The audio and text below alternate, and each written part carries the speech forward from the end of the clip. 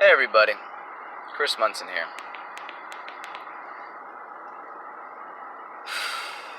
Alright, so there's two issues I would like to talk to you guys today. The first one really hits home in my heart. And I want to bring it up because I know that there are other people out there that have similar issues with their traumas. Now, that issue is being able to open up about one's past, to explain one's present and why they are emotional or inept in talking or uncomfortable about certain topics or certain gestures. So there's that. Second topic I'm going to bring up is cloud seeding.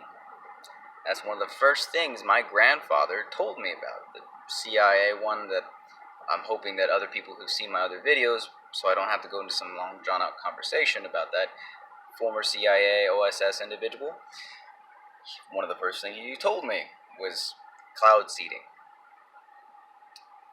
Didn't describe it the way that, an adult would explain to another adult. He explained it the way that an adult would explain to a child. But I will go into that on the second part.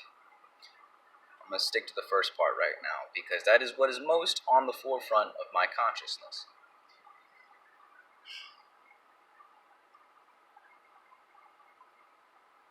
When someone is trying to express themselves on a problem that they have deep within, sometimes the best way to deal with that is to unload it, to unburden that with others, specifically those that you love and you care for. So, i.e. your family, your close blood-related family, or, those family members that you consider family, but they're just really, really close friends. Or your wife, or your husband, whichever. That spouse, that individual that you want to live the rest of your life with, so you figured maybe it's best for them to know everything about you, and vice versa. Trying to unburden these traumas, these truths, these memories, becomes an issue whenever you're dealing with an individual who cannot comprehend these things, who did not go through the same problems, and therefore their reactions to the situation is that of disbelief, of that of questioning. They take that painful past of yours, that hot button, and they're like, I'm gonna push it, I'm gonna dig it, and I'm just gonna say, oh, I don't really believe you. I don't think that what you're saying is exactly what happened. I'm just wondering what really the problem is. You see, that this little gestures I'm making here, that's what you're doing to their emotions. This is what makes me in pain. Actual physical pain from my emotions, because that is such a traumatic thing for me. Because all my life I've been told, mainly by those people that I did try to tell a little bit of these information to, being called a liar was something I had to get used to, and it's still not something that I'm used to. Even now, I'm 26 years old, and I cannot get used to people telling me that I'm a liar. I don't know why I would want to lie about any of this. I can fathom why people might think that of me. I can understand that there are people out there who want attention, so they lie for attention. When I was a child, I did try that sometimes, because I would try to say things that I know that someone would listen to me for and actually want to hear, versus the things that were true, factual, and something that I actually gained from my grandfather or from my own traumatic past. That right there is so much of an issue for people to comprehend, to understand, or to believe, that they don't want to believe, they don't want to comprehend, and they don't want to think on these subjects. So because of that, they then take that and cognitive dissonance, throw up that mental wall. This is why people like myself don't generally come out about the past. Because in our present, people who are so close to home in our hearts that they will ignore us. They will, and at times, lie, or lie to get out of a conversation, or even just say, I do not believe you. I think you're a liar. I think you don't remember the things that you think you know. That hurts. This is why most people do not come out about their trauma. That's why. If anyone ever has a question about it, that is why. If someone comes out to you, just listen. Listen to everything. Wait until the entire thing is done and the conversation is over, and let things kind of settle down. And then you can ask your questions. You know why? It's because when you're bringing up the past, you feel the same as you did in that time frame when it happened. So when I talk about being molested, being raped, being abused by my mother, by her gangbanger fucking suitors, as I like to call them, because in more actuality it's just she liked to get free drugs, and it's just easier when you suck a fucking dick just to get it.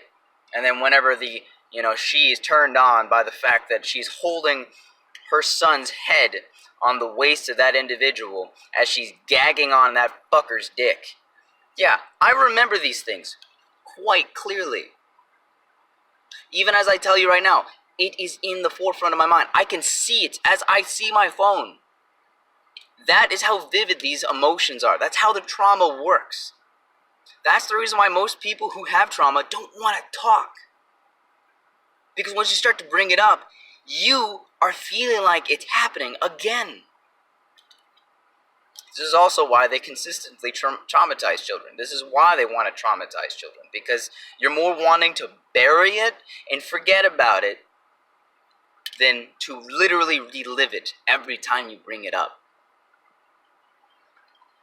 Now, shorting that down to one last minute of it, because I don't want to make this into too big of a video. When I try to come out to people that I love and care for, to this day, not a single one agrees with everything that I've said. They don't even have to agree.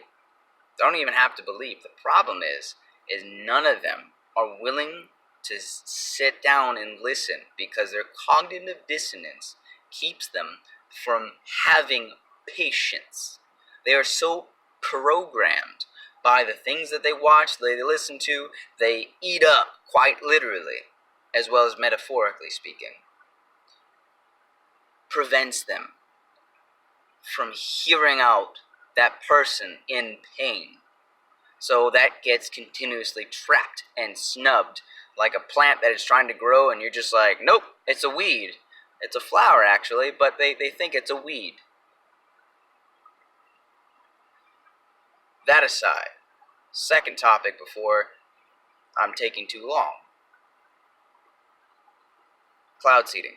First thing my grandfather explained to me as a child was, in his time frame, he said, we once made clouds. We would put seeds in the clouds. And what we would do was we'd fly in planes and we'd throw coins into the clouds.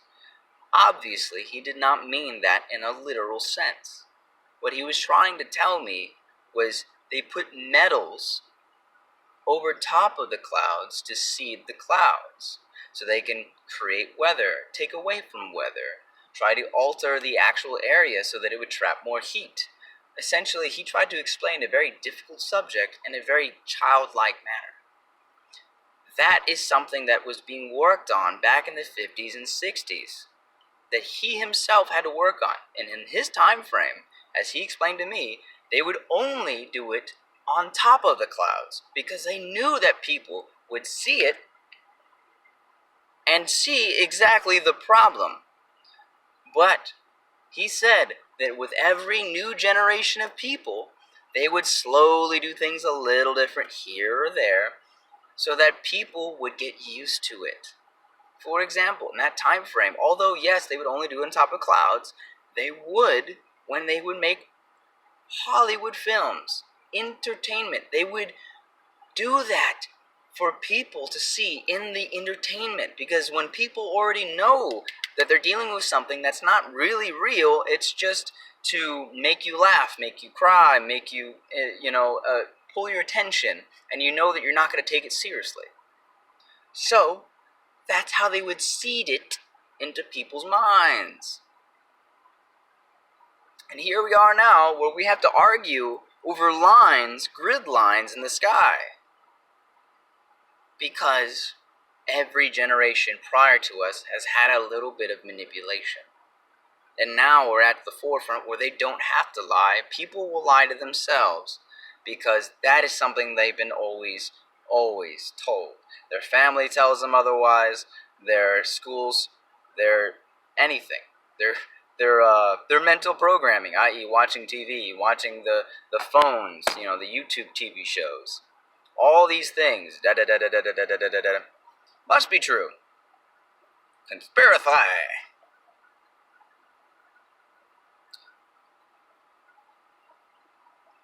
That is why number 2 is a very big issue today. And I wish that people would understand that. I really do. But just like the cognitive dissonance of the first thing I brought up, i.e. with my close relatives and people that I love and care for, that is the issue. They are all parts of generations. Every generation has been lied to, even since my grandfather's time. He was lied to. His generation was made to be so blindly patriotic, so much so, that he had to get over his patriotism in the CIA OSS. Because that is when he had to break down his own cognitive dissonance, not by just his own means, but by being a part of the problem. By doing the things that he knows that a good patriotic, good nation of good Christians would not do. By being offered to sacrifice a child so he can be a part of the elite, of the lower elite. These things destroyed his cognitive dissonance. And that same problem he noted to me. And he said, I wanted to tell your father on a lot of these things. But I knew by the time that I was done and I was allowed to say the things that I could say and just somewhat get away with it, it wouldn't matter. Because his programming was so set in my father's mind that he knew that he couldn't break it down no matter what he said. Which is true. When I brought these things up to my father, he says, I do not believe you. Because my father, I'm speaking as my dad right now, so he's talking about my grandfather. My father was too patriotic and too about the code of honor of not talking about what happens in the CIA. So my father, my grandfather was correct about my father not being able to handle anything being said. And because my grandfather currently is 80 years old and he's got that brain where he can't really communicate well anymore, if at all, he might as well be similar to someone with Alzheimer's or dementia. Alright? He's unable to say anything at this point. He's still alive. I'm speaking for him. But his own son, my father, cannot believe it because of his programming. That is why that it's such an issue. This is why it's still a debatable topic, because it's not debatable. But because there's people who are so lost to the lie. They've been living in the lie. They've been perpetuating the lie. Because they, this entire time, have thought that the lie was truth. That is why we are in the time frame that we're living in. Because it's been a build-up to this point. America, please wake up.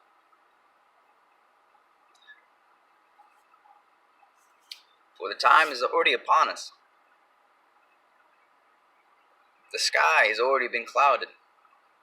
The shell is being made. Heat is being trapped in, and people are believing it's global warming. Because, man-made stuff, which is only halfway correct.